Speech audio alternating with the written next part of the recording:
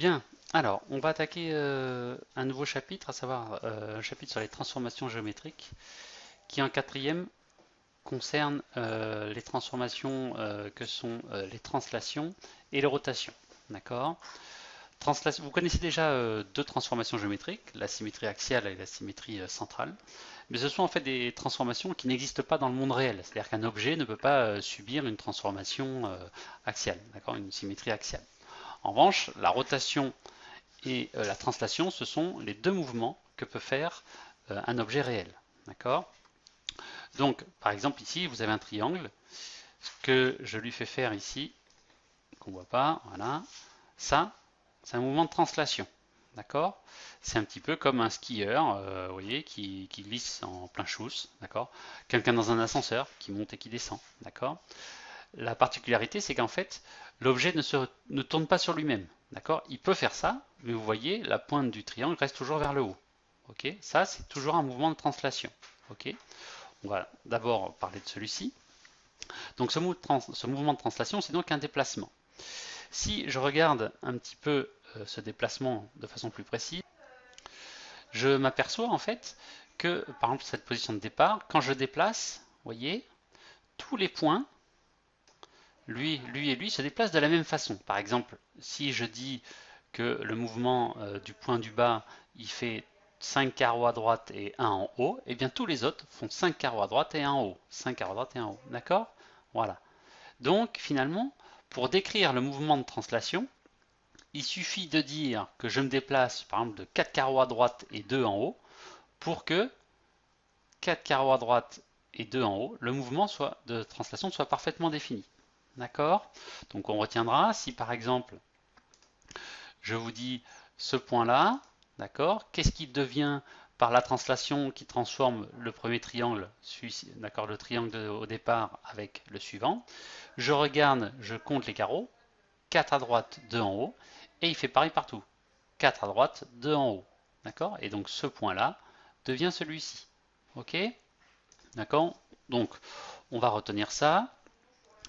Donc, on va reprendre la partie leçon. Donc la voici. Je précise qu'on est dans un chapitre 8 transformations géométriques. Je vous rappelle les deux symétries. Je vous rappelle que les transformations qu'on va voir sont celles d'un objet réel. L'intérêt de ces transformations, c'est qu'en fait, une fois qu'on a accès à ces transformations, on a accès à l'énergie cinétique des objets qui se déplacent. D'accord? Donc c'est pour ça que c'est intéressant sur le plan physique. Ensuite, j'ai décrit un petit peu l'idée qu'on trouve, à savoir que quand j'ai un skieur qui se déplace, en fait, tous les points, d'accord, se déplacent de la même façon. Vous voyez, ce sont toutes les mêmes flèches rouges. Et que finalement, pour définir une translation, j'ai juste à dire comment se déplace un point et pour savoir le déplacement de tous les autres. D'accord? Donc du coup, la vraie définition de la translation, la voici. Si je pars d'une translation qui transforme A en B, d'accord, ça me fait une petite flèche pour aller de A vers B, et bien le point M, je fais le même déplacement, d'accord. Et finalement, qu'est-ce que je vois apparaître si je fais deux fois la même flèche rouge, entre guillemets? Je suis en train de tracer un parallélogramme. Donc voici la définition un petit peu, d'accord, de la translation de façon proprette. Voilà.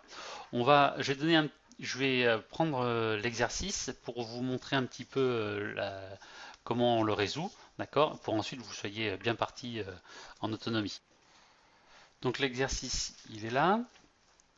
On a, on vous dit qu'on a une translation qui transforme le point M en le point M', et on vous demande ce que le point A, par exemple, où est-ce qu'il va arriver, d'accord? Si le point M se déplace jusqu'en M', le point A, lui, va se déplacer où? Eh bien, il s'agit simplement de constater ceci, c'est que on a donc notre ok, voilà, pour aller de point M au point M', je regarde, je me décale de 1 carreau vers le bas et 1, 2, 3, 4 à droite. D'accord? Conclusion, le point A se déplacera lui aussi de 1 vers le bas et 1, 2, 3, 4 à droite. Donc le point A va arriver ici et on l'appellera A'. D'accord? Si je devais tracer la même flèche, je me retrouverai avec celle qui relie MM', c'est la même que celle qui relie AA'. Voilà. Et vous faites donc tout cela pour tous les points qui figurent ici. Voilà, normalement vous devriez pouvoir vous en sortir tout seul. Allez, à tout de suite pour la correction.